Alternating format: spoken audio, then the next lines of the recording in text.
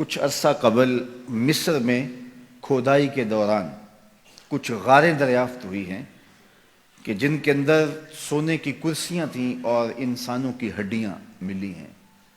تو ہم تاریخ پڑھتے ہیں تو 6 صدی عیسوی سے قبل مصر میں وہ بادشاہوں کو الگ انداز سے دفن کرتے تھے۔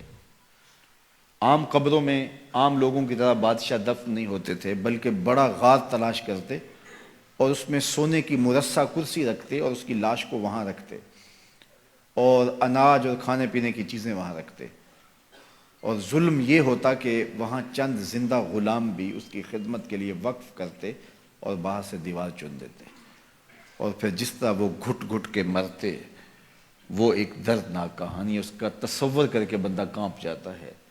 یہ دنیا کے اوپر ظلم، جبر، تعدی، ناانصافی کیا کچھ ہو رہا تھا، لیکن میرے حضور آئے تو امن ہی امن، روشنی ہی روشنی، شعور ہی شعور، اجالا ہی اجالا پھیل گیا۔ کائنات کو یہ جتنی بھی روشنی ملی ہے، آج چاہے کوئی کفر کا معاشرہ بھی ہو اور اس میں آپ کو خیر کی قدریں نظر آئی ہوں، تو وہ ساری قدریں میرے حضور کی دی ہوئی ہیں۔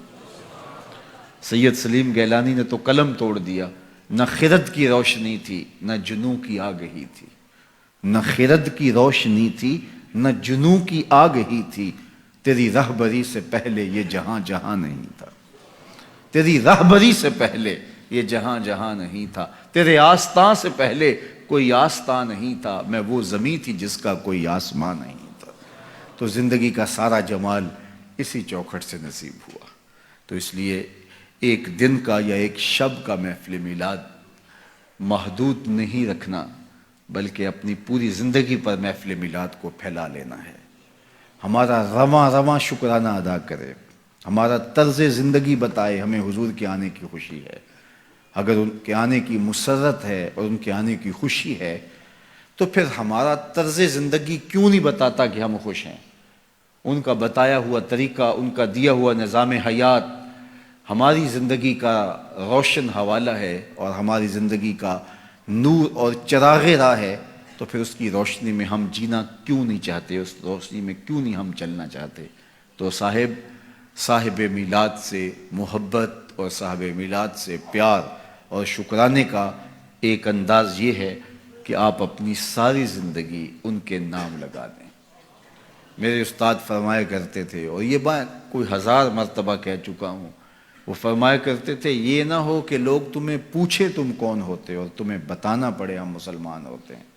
فرمایا کرتے تھے صاحب نہ کسی کو پوچھنا پڑے نہ تجھے بتانے کی نوبت آئے، تمہاری وضاحت ایسی ہو تم دور سے آ رہے ہو، لوگ پہچان کے کہیں وہ دیکھو محمد عربی کا غلام آ رہا۔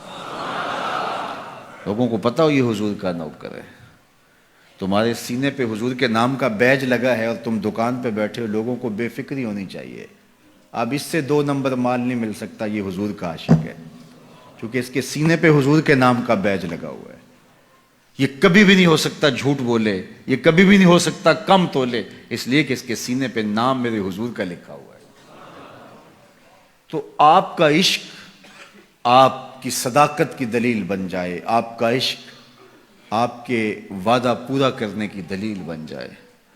میرے حضور تو کسی سے وعدہ کرتے ہیں کہ میں تیرے آنے تک یہاں کھڑا ہوں، اور وہ جا کے بھول جاتا ہے، اور آقا کریم 3 دن تک کھڑے ہیں، 3 دن تک قضائے حاجت کے لیے جاتے ہیں، پھر آ کے کھڑے ہو جاتے ہیں۔